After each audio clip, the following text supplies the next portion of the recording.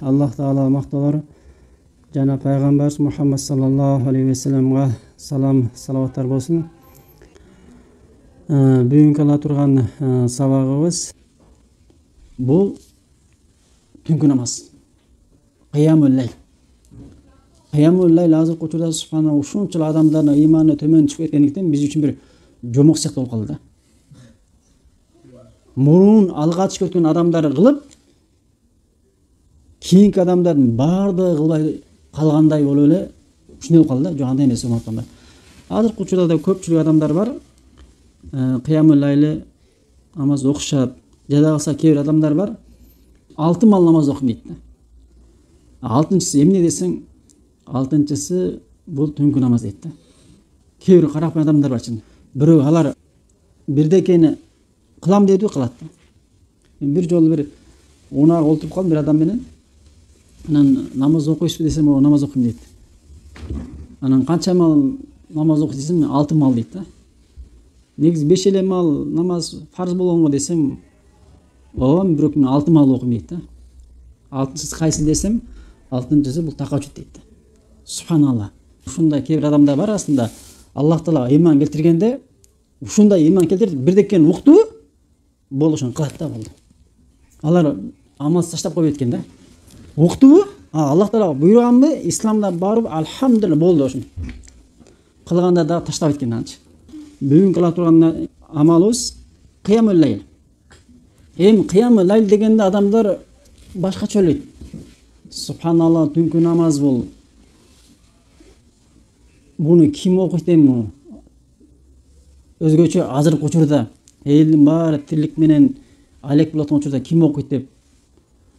Себеби кыямул лайлга туруш үчүн, такажжудка туруш үчүн субханалла түнүн акыркы бөлүгүндө туруш керек. Ал эми акыркы бөлүгүндө тура турган болгон болсок, анда жумушту ким кылат деген маселе туурушу мүмкүн да. Жок, урматтуугандар. Биринчи адам түшүнүш керек. Өзү кыямул лайл деген эмне өзү? Такажжуд деген эмне өзү? Витр деген эмне өзү? Витр деген бул түндө окула турган намаз. Витр деген эң азы 1 рекет, эң көбү 11 рекетке чейин. Түндөгү окулуучу намаздардын бир түрү. Өзүнүн кандай окулуштун түрү бар. Эң азы 1 рекет, андан кийин 3 рекет окулат. 3 рекет өзү 2 бөлүнөт да. 3 рекетте экинчи рекеттен ташахудка отурбай бирден окуйсуң, арабча сардан деп коет да. Баягы эч кандай отурбастан 3-чү рекеттен отурасың да. Экинчи рекеттен ташахудка отурбайсың. Бул биринчи түрү. Экинчи түрү, экинчи рекетти отуруп, ташахудту салават айтып салам берип, анан тактап аткан 3-чү рекетти өзүнчө кыласың да. Андан кийин 5 рекет. 5 рекетти бирден окуйсуң. Аягында отурасың. Андан 7 рекет. 7 рекет ошондой. 9 рекет. 9 рекетти 8-чи рекетте отурасың, ага чейин отурбайсың. 8-чи ташахудка отуруп, 8-чи рекетте ташахудка отуруп, андан кийин турасың дагы. 9-чу рекетти окуп, андан кийин ошону бүтүрөсүң. Андан кийин 11 рекет. Мына түрлөрү бар да өзүнчө. Ал эми кыямул лайл деген бул деген түнкү намаздардын баардыгын кыямул лайл деп атат. Кыямул лайл деген ошо сен окуган тагажжудуң, витр намазы бүттү кыямул лайл. Кыямул лайлдын жалпысынан түндө окула турган намаздардын баарын эмне деп атат экен? Кыямул лайл экен. Кыямул лайлдын учуру качан келет десе, күн баткандан баштап фажрдын убасына чейин түнкү намаздар окула турган убакыт экен да. Ал эми такажжуд десе, бул такажжуд уктап турган намазды такажжуд дейт экен да. Кечинде сен жарым саат уктайсыңбы, 1 саат уктайсыңбы, уктап туруп турган намаз окусаң, ошону такажжуд деп коет экен да. Мисалы үйгө барып туруп 2 рекеттен 20 рекет окуңуз. Бул кыямул лайл. Анан кийин түндүн акыркы бөлүгүндө туруңуз дагы 11 окуңуз. Бул кайсы намаз? Бул витр. Же болсо такажжуд деп коет экен да. Андан тышкары 20 рекет, 30 рекет окуй берсе болот экен да. 2 рекеттенчи. Эми булардын убактысы бар. кайсыл учурда окуса жакшы? Витр намазы кыямул лайли намаздарынан, ал эми кыямул лайл намаз бул витр намаздан эмес. Себеби кыямул лайл деген жалпы бардык түндө окулган намаздардын баардыгын эмне деп экен? Кыямул лайл. Ал эми витр намазы бул жанагы намаз. Ал эми андан башка 2 рекат намаздары кыямул лайл деп айтсаң болот, аны тагыч деп да айтсаң болот экен. Эми 4 убакыт бар экен, ошол 4 убакытта ошол намаздарды окуса болот экен. 4 убакыт бар экен түндө. Куфтан убагы киргенден баштап фажыр намазынын убагы киргенче 4 убакыт бар экен.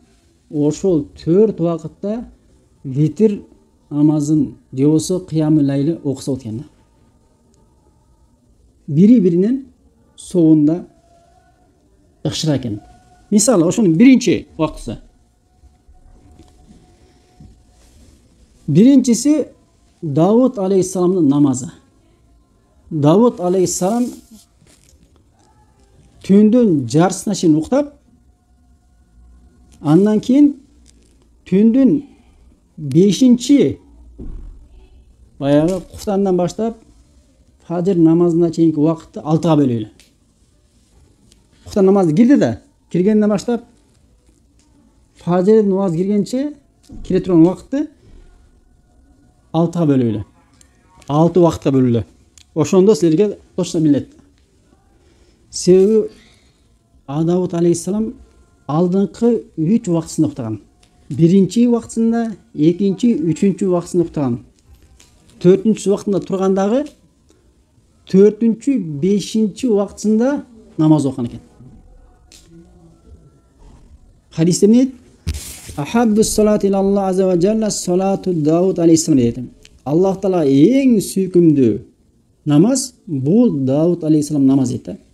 Кана янаму нисфал лайл дейт. Ал Давуд алейхиссалам түндүн жарымын уктайт дейт. Тактап айтканда 6га бөлгөндө биринчи, экинчи, үчүнчү убактысын эмне кылган? Уктаган. Ва якуму сулусаху. Түндөн 4-чү, 5-чи бөлүгүндө намаз окуган. Ва янаму сулусаху. 6-чы бөлүгүндө кайта уктаган экен. Хадис Абдулла Амурдан келет, Насаиде келет, 2343 номерде хадис сахih. Түшүнүктүүбү? Давуд алейхиссаламдын намазы кандай экен?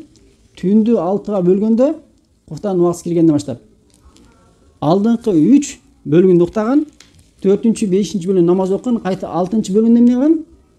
Уктаган экен да. Ошон үчүн эң жакшы намаз түндө окулган ал башы уйку менен башталып, кайта аягы уйку менен бүткөн намаз экен. Мына ушул эң жакшы намаз экен. Себеби эмне үчүн эң жакшы? Биринчиден ошол учурда түндүн акыркы 3-чү бөлүгүндө Аллах таала асмандан түшөт. Аллах таала сураган нерсеңди берет, күнөөңдү кечирет, дуаңды кабыл кыла турган чөйрө. Жана убактысына караганда оорураак. Карасаң, себеби сен уктайсың. Анан кайта туруш керек. Оңой нерсе эмес. Түндүн акыркы 3-чү бөлүгүндө турасың дагы Давуд алейхиссаламдын немесин айтканда 6га бөлгөндө 4-чү бөлүгүндө турасың дагы 4-чү, 5-чү бөлүгүндө намаз окуп, кайта 6-чы бөлүгүндө фажырга жакын убакыт калганда кайтесиң да. Анан кайта фажырга турасың да. Бул аябай жакшы намаз экен. Пайгамбарыбыз ушуну амал кылган экен да. Мисалы, Абдулла Аббастан келген хадисте Абдулла Аббас айтат: "Мен маймуна энебиздин дейт да, маймун энебиздин үйүнө жатып калдым. Үйүнө жатып калганда пайгамбарыбыз түндө турат дагы намаз окуйт. Туура Давуд алейхиссалам кандай намаз окуган болгонсо, дал ошондой намаз окуганга амал кылат да. Эми экинчи убактысы. Экинчи убактысы бул уйку менен башталат, бирөө аягы уйку менен бүтпөйт экен. Аягы уйку менен бүтпөйт экен. Мисалы, түндө 6га бөлгөндө биринчи, экинчи, үчүнчү бөлүгүндө уктайт. жада калса 4-чү бөлүгүндө уташы мүмкүн, бир 5-чи, 6-чы бөлүгүндө эмне экен? Туруп намаз окуйт экен да. Ошо менен нары фажа кетип калат экен да. Бул да оорураак. Бирок бул экинчи орунда. Бул да оорураак, экинчи орунда экен бул. Себеби Айша энесинин хадисте пайгамбарыбыз саллаллаху алейхи вассаламдын витри туурасында Масрух деген табиин сураганда айтат, пайгамбарыбыз саллаллаху алейхи вассалам кээде түндүн эң биринчи убагында витр окуш экен, кээде ва аусатаху, кээде түндүн ортосунда дейт. Ва ахираху, кээде түндүн акырында дейт да. Пайгамбарыбыз саллаллаху алейхи вассалам өмүрүнүн аягында түндүн акыркы бөлүгүндө намаз окуч экен да. Окуган экен да. Бул хадис Тирмизде келет, 456 номерде хадиси Албани сахих да. Бул жерде пайгамбарыбыз эмне кылган? Кээде пайгамбарыбыз саллаллаху алейхи вассалам түндүн эң биринчи убагында окуган экен. Көрүңүзбү? Ушул жерден эмне алсак болот? Түндүн биринчи бөлүгүндө дагы намаз окусак болот экен. Ортосунда дагы, аягында дагы, бирок пайгамбарыбыз саллаллаху алейхи вассалам өмүрүнүн аягында эң акыркы убагында намаз окуп жүрүп, анан дүйнөдөн өткөн экен да. Хадис сахих. Мына ушул экинчи бөлүгү, экинчи жакшы учуру. Биринчи, экинчи, үчүнчү убакытта уктайт, же 4-чү убакытта кошуп, ошо 4 убакытта уктайт, анан 5-чи, 6-чы убактысында 6га бөлгөндө туруп намаз окуйт экен да. Андан дары фажрга жетип калат экен. Эми 3-чү жакшы убактысы. 3-чү жакшы убактысы бул баарыбызга жеңил, баарыбыздын колубуздан келет. Эми жанагы биринчи, экинчиси албетте оорураак болушу мүмкүн. Биз уктасак негизи тура бербейбиз, Турса уктай бербейбиз, ушундай да. Ушундай бир немеге чуп алганбыз, Аллах алем. Себеби эмне экен? 3-чү жакшы убактысы бул уктаардын алдында. Эгер сен саат 10-да уктаган болсоң, саат 9-дан баштап 10га чейин окуйсуң да. Эгер сен саат 12-де уктай турган болсоң, адатынча 11-ден 12-ге чейин намаз окуйсуң. Кыямул лайлиң ошол жерде, сенин витриң ошол жерде да. Эгер сен саат 2-де уктай турган болгон болсоң, анда 12-ден баштап 2-ге чейин оку. Кыскасы сен уктаганга чейинки уктаардын астында окулган намаз экен да бул. 3-чү жакшысы. Себеби Абу Хурайра хадисте айтат, Аусани халили саллаллаху алейхи ва саллям дейт да. Мага пайгамбарыбыз саллаллаху алейхи ва саллям 3 нерсени осият кыл дейт да. Эмне нерсе ал? Бисиями саласати айями мин кулли шахрин.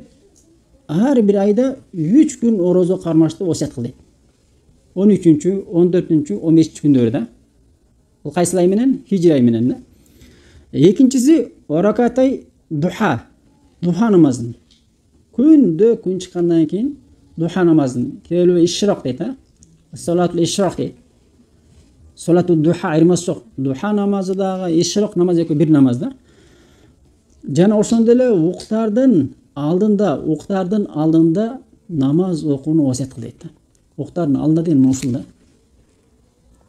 Ошон үчүн мусулман адам жанагы экөө кыйыныраак болгон болсо, анда уктаардын алдында мен ал 10 рекет кыямул лайл окуп, анан артынан витр кылабы, же болбосо түз эле бирден витрди 11 рекет окуйбу, 9 рекет окуйбу, 7 рекет окуйбу, окуй берсе болот. Анан кийин жатып алса, бул дагы эмне?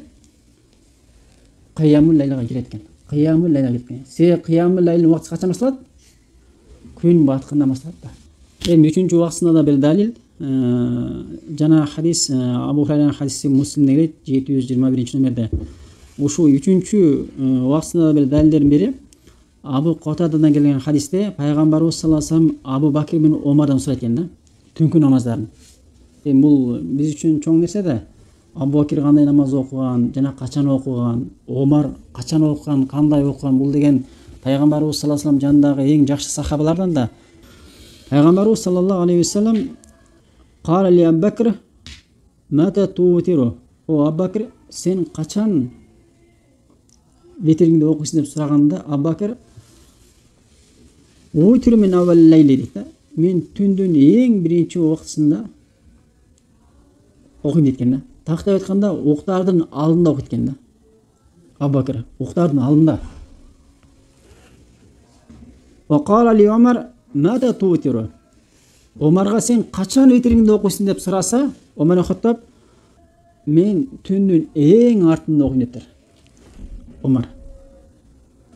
Бул андан пайгамбарыбыз экөөнүн убактысын билгенден кийин пайгамбарыбыз Абу Бакир бул сактыкты алган экен дептир. Абу Бакир бул сактык учурду алган экен.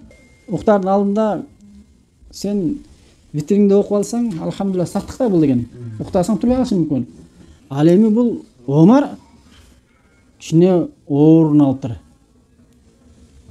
деп айткан экен. Себеби түндүн акыркы бөлүгүндө туруу бул оңой эмес да. Бул хадис Абу Давудда келет 1434 номерде хадисте Албани жана башка хадистер сах деген да. Көрөмбү? Ошон үчүн бизге керектүү жери Абу Бакир качан окуган экен? Жатардын алдында окуган экен да. Ошон үчүн сен тахажжудту окушуң үчүн сөз түрдө түндүн 6-га бөлгөндө 3-чү же 4-чү бөлүгүндө же 5-чи же 6-чы бөлүгүндө турушуң шарт эмес экен да. 4-чү убактысы бул куфтан намазын окугандан артынан бирден окуйсуң да. Өтө жеңил да бул. Эгер кичине уктардын алдында деп калтырып отурган болгон болсоң, уктардын алдында кичине уйкуңа ээ боло албай, сени жетелеп сүйрөп кете турган болгон болсо, анда сен куфтан намазын бүтүшүң менен бирден эмне кыласың? 8 рекетпи, андан кийин витрди окуйсуңбу, кыскасы ошонун баарын окуп туруп, анан кийин намаздын эшигин жаап, чайыңды иче бер, чалкалап жата бер, машалла. Бул аябай жеңил, көрөбү? Мына ушул нерсени ахли сүннат алымдары мына ошол кыяму лайлинин 4 убактысы бар экен да. Эң жакшы убактысы качан экен? Бул Давуд алейхиссалам окуган убакыт. Бул 5-чи бөлүгү. Ошол эми 6-га бөлдүк го? Ошо 6-га бөлгөндө эң жакшы убакыт кайсы десе 5-чи бөлүк экен. Анан кийин 6-чы бөлүк экен. Эң акыркы. Андан кийин 4-чү бөлүк экен да. Андан кийин 1-чи, 2-чи, 3-чү, 4-чү бөлүк экен да. Өзү 4кө бөлдүк го, намазын. Эми ошонун дагы кайсынысы жакшы, кайсы убакыт жакшы деген дагы маселе бар экен. Биринчиси ошол 6-га бөлгөндө 5-чи бөлүгү. Бул Давуд алейхиссалам менен пайгамбарыбыз саллаллаху алейхи окуган намаз. Экинчи жакшысы бул 6-чы бөлүгүндө окуган. Үчүнчүсү 4-чү бөлүгүндө, ал эми 4-чүсү 1-чи, 2-чи бөлүгү, андан кийин киси жанагы 5-чи бөлүгү деп койсоң болот да. Ошон үчүн алымдар айтат, көп адамдар ушул түнкү намазды окуганда кыйналышат дейт. Бирок дейт, урматтуу туугандар, албетте адам бирден Давуд алейхиссалам намазына ким амал кылат? Албетте эч ким амал кыла албайт деп айта албайбыз. Бирок көпчүлүк адамдар ага бирден амал кыла албайт да. Себеби оор да. Оор. Ошон үчүн алымдар айтат, адам дейт, эгер кыямул лайлини окушту кааласа, адам ошол нерсеге өзүн тарбиялаш керек дейт. Эмнеден башташ керек? Эң жеңилинен башташ керек дейт. Эң жеңилинен башташ керек. Эң жеңили кайсы? Куфтан намазды окудуңбу? Куфтандан кийин машалла витрди 11 рекет окуй. 11 рекет окуй. Ушуга 1 ай окудуң, 2 ай окудуң, үйрөнүп калдың. Сен нафсың көндү. Андан кийин сен экинчи даражага өт. Экинчи даражасы сен түнкү кыямul лайлиңди уктардын алдына кыл. Биринчиси намаздан сразу болсо, экинчиси уктардын алдына кыл. Уктардын алдына 1 ай, 2 ай, 3 ай нафсыңды көндүр. Үйрөнүп кал, ошол адат болуп калсын. Адат бол, оор болбой, жеңил болуп калгандан кийин, андан кийин эмне? Сен 3-чү бөлүнө өт. 3-чү бөлүгү кайсы? Түндүн акыркы бөлүгүндө 6-чы бөлүгүндө турасың дагы 1 саат же 1,5 саат намаз окушсуң да, андан ары уктабайсың дагы. фажырга кетип каласың. Ушуга үйрөт. Машалла, 1 жыл дейсизби, 10 ай дейсизби, 1 ай дейсизби, кыскасы сен ошо үйрөнгөнчө, бышканча. Анан ушул нерсеге да үйрөнсөң, андан кийин сен эң жакшы бөлүк болгон Давуд алейхиссаламды намазын өт да. Бул 4-чү бөлүмдө турасындагы 4-чү, 5-чи бөлүмдө намаз окуп туруп, 6 бөлүктүн 4-чү, 5-чи бөлүмдө намаз окуп туруп, 6-чы бөлүмдө уктайсың дагы, анан кайта турасың да. Туруп турган фажыр кетесиң да. Сиз урматтуу туугандар, моундай бир намазга адам өзүнүн нафсын үйрөтүү оңой эмес. Себеби Абдулла Мубарак айтат: мен кыямул лайга өзүмдүн нафсымды 20 жылда тарбияладым, үйрөттүм дейт да. Абдулла Мубарак, белгилүү ахли сүннат имамдар болгон Абдулла Мубарак, мен өзүмдүн нафсымды тахажудка, түнкү намазга туруп ошого үйрөтүш үчүн, тарбиялаш үчүн, көндүрүш үчүн 20 жыл мен иштедим дейт. Биз 20 күн иштебей туруп эле субханалла өзүнүн жол менен келебиз да. Бирден эле мен болду деп эртең барабыз дагы. Бирден мен Давудтан баштайм дейм. Давудтан баштайсың. Түндүн 4-чү бөлүгүндө намаз окуйсуң, 5-чи бөлүгүндө намаз окуйсуң, уктайсың, фажырың жок да. Фажырды башкача окуйсуң да. Же 3 күн, 4 күн же 1 жума окуйсуң, 1 жумадан кийин Давуд алейхиссаламдын намазы да жок, өзүңдүн намазың жок, бамдат да жок да. Ошон үчүн эң жакшы урматтуу туугандар, жеңилден башташ керек. Жеңилден баштап кой, алхамдулилла, нафсын көндүр. 1 жылга чейин, андан кийин окуп жүрөр да. Адат болуп калсын. Анан кийин 3-чү, анан 4-чү. Мына ошентип көндүрөсүң, бул урматтуу туугандар, эртең кыямат күнү сенин амал китебиңде чоң соопту алып келе турган бул амал да. Аллах Тааланы разы кылып, эртең кабыр азабынан, тозок азабынан сени сакташка себеп болуп турган амалдардын бири да. Кимде ким түнкү намазды дайыма окуп жүргөн болгон болсо, кимде ким эртең менен кечки зикирди дайыма кылып жүргөн болгон болсо, кимде ким жүргөн жерин Аллах Тааланы эскеп жүрө турган болгон болсо, бул солих адамдардын намаздарынан да. Ошон үчүн урматтуу туугандар, мындай ушундай бир жакшылыктарды өткөрбөш керек. Азырдан баштап даярданыш керек. Аллах алем, сиз Абдулла Мубарак чоң имам 20 жылда өзүнүн нафсын үйрөткөн болгон болсо, Аллах алем, биз биздин нафсыбыз менен Абдулла Мубарактын нафсысы айырмасы чоң да. Ошон үчүн урматтуу туугандар, аракет кыла бериш керек, аракет кыла бериш. Кээ бир адамдардын амалларын көрүп атабыз, угуп атабыз, машалла. Айтып атат, машалла, аял сонун экен. Ушул нерсени билбептир, канча деген жакшылыктан кур калып жок деп амал кылышып аткандар бар да. Субханалла, кандай рахат. Себеби мечитке барасың, мечитке барып түнкү намазда эгер витрди окуганда, кыямат лайлды окуганда үнүң чыгарып, эгер сага үн чыгаруу жакшыраак болгон болсо, үнүң чыгарып окуй бер да. Шариат уруксат берет. Шариат уруксат берет. Эгер сен кыска сүрөлөрдү гана билип, узун сүрөлөрдү билбесең, бирок Курандан окуй алган болсоң, Куран кармап деле окуй бер да. Шариат уруксат берет.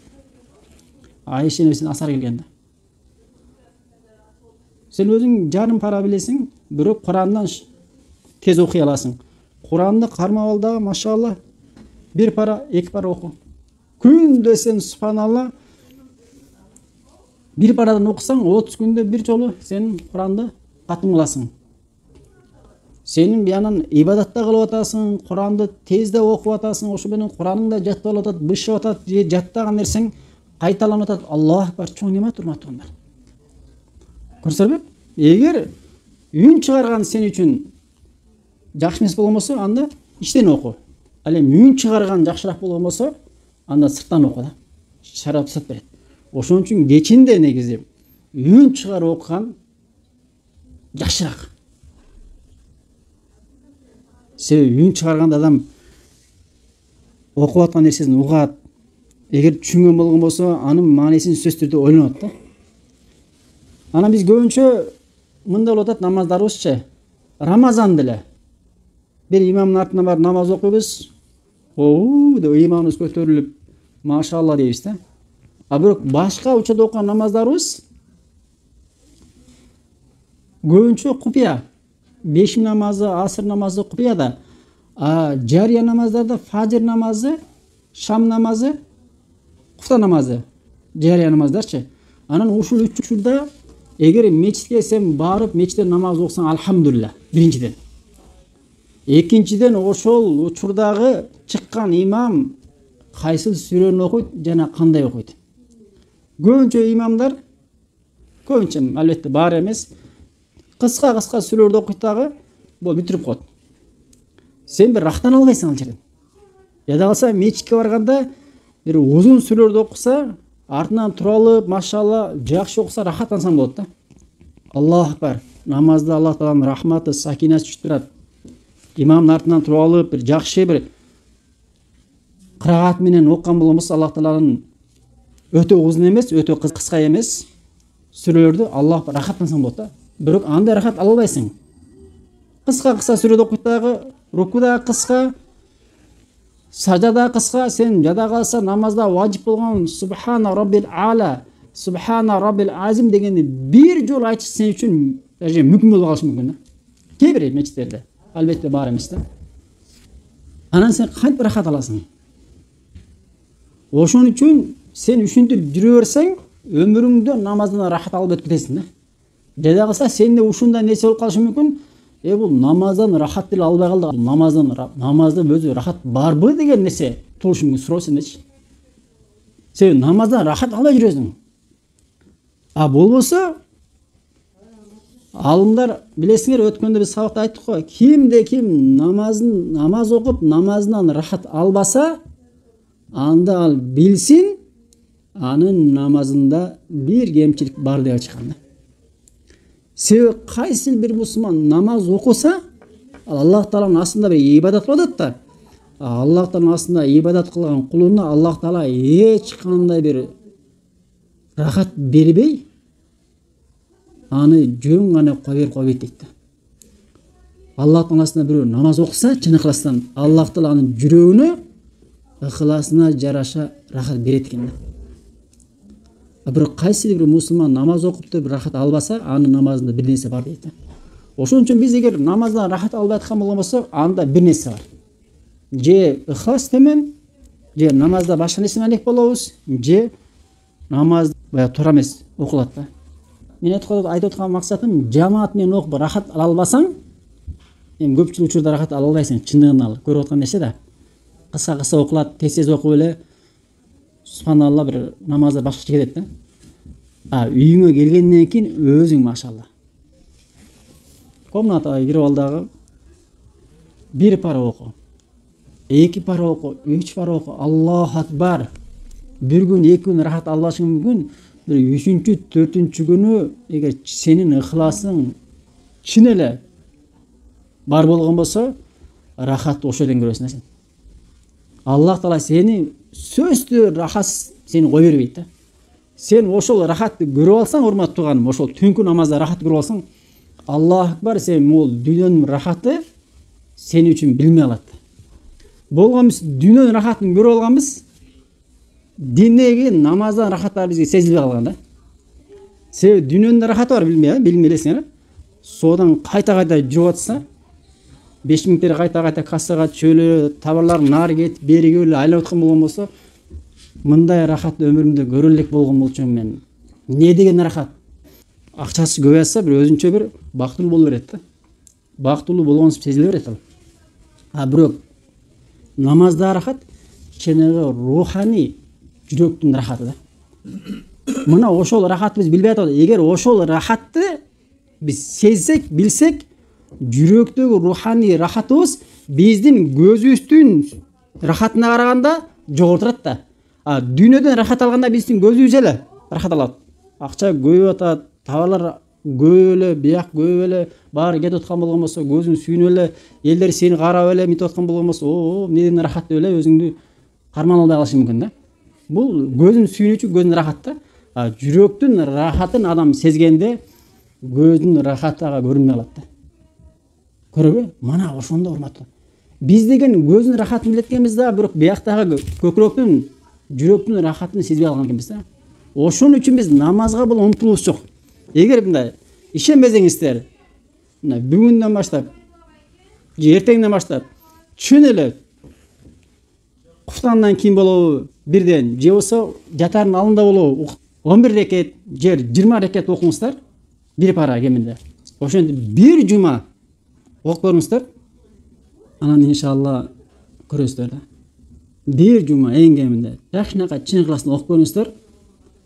Анан кийин рахат албасаңыз, Аллах алем анда. Анда намазыңызда сөзсүз бирдеке бар да. Сөзсүз Аллах Таала алымдар айткандай рахатты берет да. Баракаллаху фикум. Анан мындай нерсе бар экен. Намазга турсаң эле Аллах алем, нафсы, шайтан адамды азгырат да. Нафсы эми окусу келбейт, шайтан азгырат. Анан ошондо мындай бир нерсеге өтүп алыш керек адам. Жок, 2 рекет. 2 рекет отуруп ушинтип эле бүтүрүп алсаң болот экен да. Се 20 рекет десең, бирден субханалла дейт нафсыңчы. Же шайтан да көбүрөөк иштейт. 20 рекет качан бүтөт? Бияктагы немелерди ким карайт? Деп сразу чочуйт да. Жок, 2 рекет. 2 рекет отуруп 20 рекет бүтсөң болот экен да, жеңилирээк болот экен да. Топтогуз 2 рекет деп адамдар бар го. Качан келесиң? 5 мүнөт деп коюп, 5 мүнөттө келбейт го бирок. 1 сааттан келиши мүмкүн да. Бирок сага чалган сайын 5 мүнөт берип сени ошол ордон кыймылдаттырбай күтүрүп коет да. Бул албетте сага кыянат кылып сени алдаган болот. Бирок сен эгер сен шайтанды алдай алган болсоң, Аллаху акбар. Ошон үчүн ушинтип азыр 2 рекет деп туруп 20 рекетти күндө окуп койсоң болот экен да, иншалла. Баракаллаху фикум.